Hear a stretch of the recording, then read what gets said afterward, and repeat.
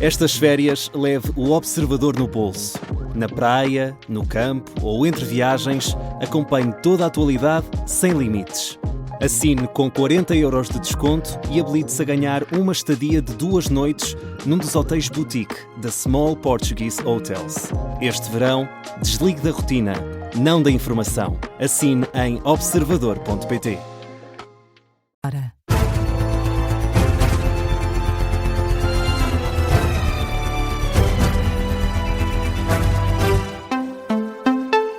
As notícias com Ricardo Lopes.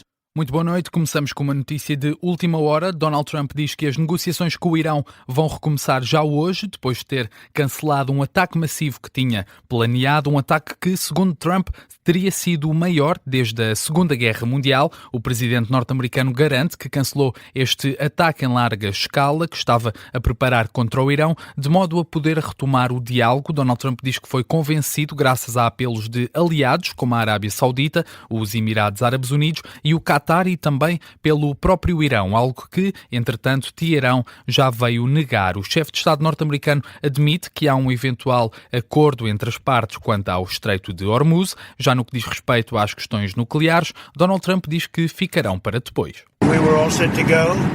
Estávamos completamente preparados para avançar nesse momento. Ia ser um ataque massivo. Tínhamos tudo pronto, mas quando os nossos aliados nos pediram para cancelar, ficámos a pensar, bem, vamos ver. E a razão pela qual o pediram é porque acreditam que há um acordo sobre Hormuz e depois haverá um acordo sobre a questão nuclear, ou se preferirem sobre a desnuclearização do Irão. Eu chamo-lhe a desnuclearização do Irão. Declarações do presidente norte-americano aos jornalistas há cerca de 1 hora a bordo do Air Force One, de regresso após um fim de semana no clube de golfe do qual é dono, em Bedminster, no estado de Nova Jersey. Estas declarações de Donald Trump surgem depois do Irão garantir que o Estreito de Hormuz não vai regressar à situação pré-guerra, uma informação avançada pela Al Jazeera, que cita o porta-voz do Ministério dos Negócios Estrangeiros do regime de Teherão, Ismael Baghai, afirmou ainda que as negociações em curso entre Irão e Omã sobre a via navegável não têm qualquer relação com a abertura ou o encerramento daquela passagem. Já o The Times of Israel cita o chefe da diplomacia iraniana e escreve que Irão e Omã estão na reta final das negociações para a gestão conjunta do Estreito de Hormuz. Ainda muita incerteza quanto à gestão de Hormuz. Por Portugal, a linha ferroviária do Norte está cortada nos 2 sentidos na zona de Vila Franca de Xira devido a um incêndio no concelho. É uma informação avançada à Lusa pelas infraestruturas de Portugal. Neste incêndio em Vila Franca de Xira estão mobilizados neste momento cerca de 100 operacionais. De acordo com a Proteção Civil, no local encontram-se também perto de 30 veículos para o combate às chamas. O alerta de incêndio foi dado pelas 8 da noite. Lavra numa zona de mato na freguesia de Povos. O trânsito está condicionado na Ponte Marechal Camona, que estabelece a ligação entre Vila Franca de Xira e Samora Correia. Mudamos de tema. Uma petição contra o campo de tiro em Alter do Chão ultrapassou as 2.500 assinaturas, o que significa que esta petição será apreciada em debate por uma comissão parlamentar. Em causa está a transferência do campo de tiro da Força Aérea Portuguesa de Alcochete para Alter do Chão, no distrito de Porto Alegre. A medida foi anunciada em março pelo Governo, na sequência da construção do novo aeroporto Luís de Camões, em Alcochete. O novo campo de tiro militar vai ocupar cerca de 7.500 hectares nos concelhos de Alter do Chão, Crato, Fronteira e Monforte. Segundo os assinantes da petição, atravessa terras agrícolas em produção e um gasoduto de rede nacional de transporte de gás. O movimento cívico exige, portanto, a publicação do perímetro e dos estudos que fundamentam a escolha desta nova localização do campo de tiro. Olhamos ainda para a situação em Ceuta. Marrocos reconhece que 40.000 pessoas entraram em Ceuta e atribui a crise às redes sociais e também às redes de tráfico. Em comunicado, o Ministério do Interior marroquino diz que 40.000 pessoas atravessaram a fronteira em direção a Ceuta. Rabat admitiu ainda que 11 pessoas terão morrido em território marroquino. 10 delas faleceram então afogadas. Marrocos atribui esta deslocação de migrantes para Ceuta aos movimentos nas redes sociais e às máfias de tráfico de pessoas. Esta nota do governo marroquino diz ainda que o país vai continuar a ser um parceiro fiável e também responsável, comprometido com o fortalecimento da cooperação e coordenação internacional no âmbito da luta contra a migração ilegal e o tráfico de pessoas. Durante este passado domingo, o exército espanhol tem estado a distribuir água aos migrantes que continuam em Ceuta. Na cidade espanhola está a enviada especial do Observador, Inês André Figueiredo, que explica que o governo espanhol está agora a concentrar os migrantes em 2 locais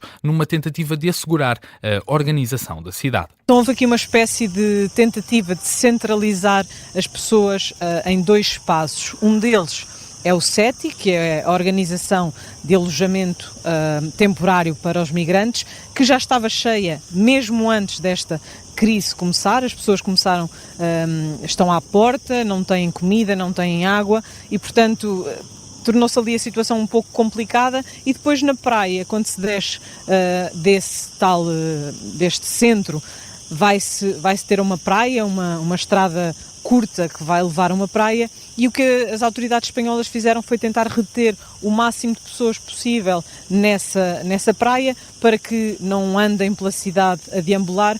O relato da enviada especial do Observador a Ceuta, Inês André Figueiredo. Ainda sobre este tema, o Papa falou este passado domingo. O Papa Leão XIV classifica como alarmante a crise migratória vivida nos últimos dias em Ceuta e, num discurso no Vaticano, pediu soluções para o problema. O líder da Igreja Católica diz que segue a situação com preocupação, pede estabilidade e paz para Ceuta, mas também justiça. Sigo com preocupação. Sigo com preocupação a alarmante situação em Ceuta. Peço a Deus, por intercessão do Nosso Senhor de África, que se possam encontrar soluções de paz, estabilidade e justiça. Continuemos a pregar pela paz, porque no mundo existe uma guerra. Temos de encontrar soluções diplomáticas para os conflitos. Recordemos todas as vítimas das hostilidades, sobretudo as mais fracas e indefesas, crianças, idosos e doentes. Bambini, anziani, malati. O discurso de Papa Leão XIV este domingo no Vaticano.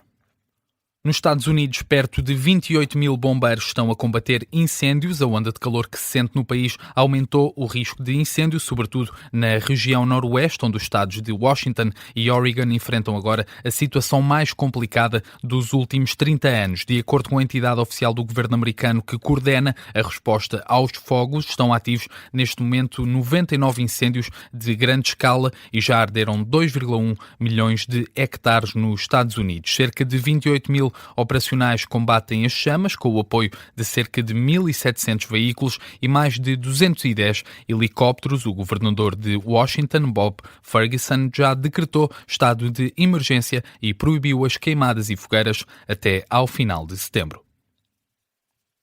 Morreram 2 das 4 pessoas que seguiam a bordo dos 2 helicópteros que colidiram na Grécia este domingo. Os helicópteros participavam no combate a um incêndio que já destruiu mais de 100 casas na região de Psata, a oeste de Atenas. 2 pessoas que seguiam num dos helicópteros, um cidadão grego e um dinamarquês, morreram. Os 2 tripulantes da outra aeronave, um grego e um britânico, sobreviveram, informou o Corpo de Bombeiros da região, que acrescenta que foi aberta uma investigação para apurar as causas do acidente. A Presidente da Comissão Europeia, Ursula von der Leyen, já veio demonstrar na rede social X o pesar pela morte dos 2 tripulantes envolvidos na colisão entre estes 2 helicópteros que estavam a combater as chamas.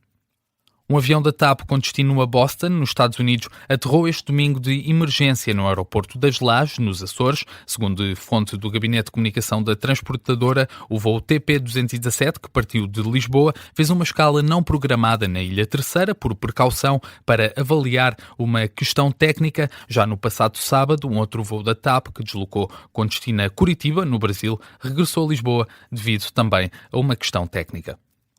Terminamos assim este jornal da 1 da manhã. O essencial das notícias está de regresso à 1h30 em formato síntese. Até lá.